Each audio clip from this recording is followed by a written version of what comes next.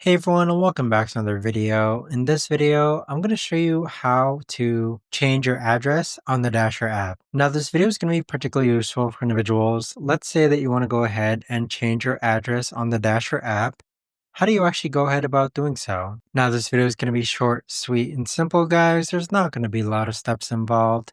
Now, in order to do this, what you're first going to do is log on to the Dasher app. Next, click on the three lines on the top left-hand corner.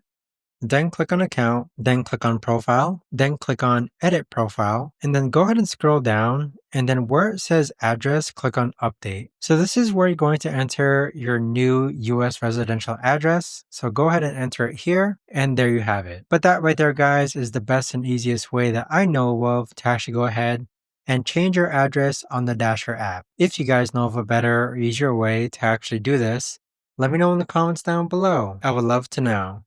Thanks so much for watching everyone, and I'll see you guys all in the next video.